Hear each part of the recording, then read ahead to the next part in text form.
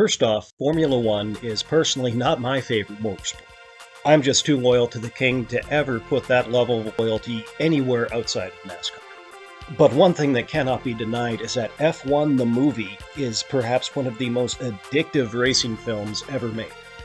Literally addictive, and I have found myself at least somewhat addictive. I have been watching this thing over and over. At points, I've actually watched it twice a day.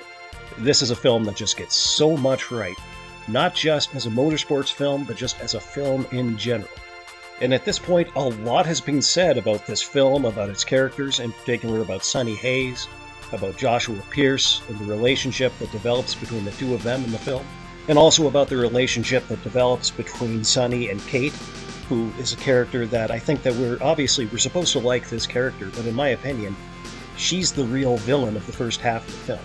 But there is one character in the film who I think has been absolutely criminally overlooked.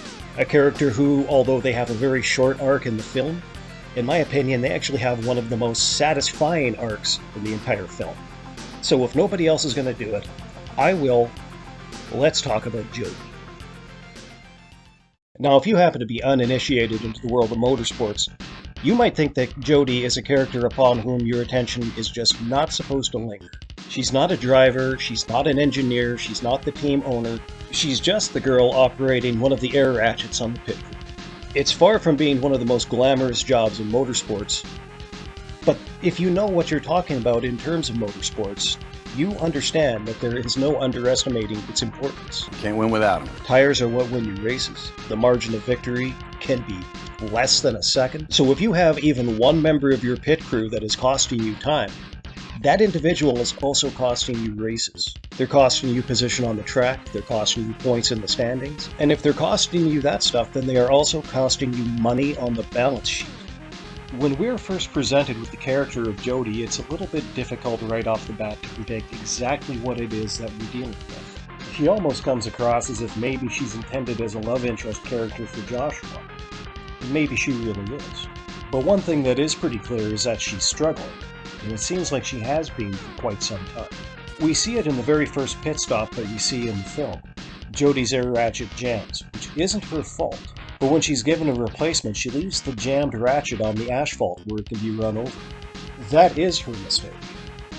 And Joshua isn't surprised to find out that it was her. We can't corner. We're bouncing around the place like we're on the bloody tube, and now we think it's cool to leave Will guns in the pit box. Who even was that? That was me. Of course. It's the kind of mistake that could prove catastrophic for a racing team. For just one example, the discarded ratchet could puncture a tire, forcing the car to return to the pit box to take on another tire, of which the team only has so many of them that they're allowed to use in the first place. Not to mention the amount of precious time that would be consumed by a chaotic pit stop. So this is the kind of mistake that could jeopardize a member's place on the pit crew. Sonny knows this as well as anybody, but he also knows that it isn't going to do her any good to dwell on.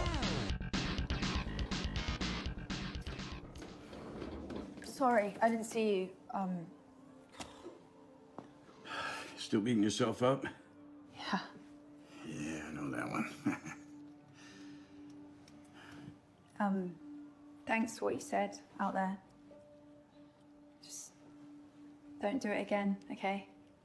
Makes me look like I need help. Oh, man, you're right. Got it. Hey, for what it's worth, don't be shitty to yourself. There's plenty of people out there to do that for you. Yeah.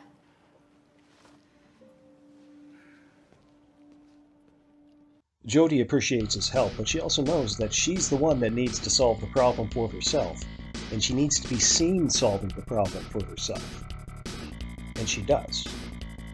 By the 63-minute mark of a 150-minute movie, Jody has sorted herself out, and has become an incredibly valuable member of the pit crew. Sonny has given her exactly the amount of help that she needed, no more, no less. But overall, she solved her own problem exactly the way that she knew that she needed to do. She's done it relatively early in the film, but at exactly the right time for the plot to proceed the way that it needs to. She's not a damsel in distress, or a Mary Sue, or an insufferable girl boss. She's just an ordinary character, just trying to do the best that she can. But given that she is such an ordinary character and her troubles are overcome so quickly, you might ask yourself, why have any kind of focus on this character at all? Well, for one thing, she's cute. Let's not pretend that that doesn't have anything to do with it. But even more important than that is that Jody's struggle lends itself to establishing the film's theme of teamwork.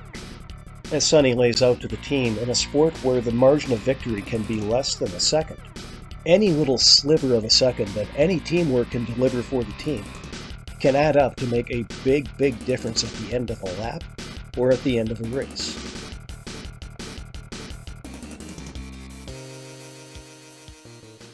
Look, they've docked us to the back of the grid because they don't like the way we drive.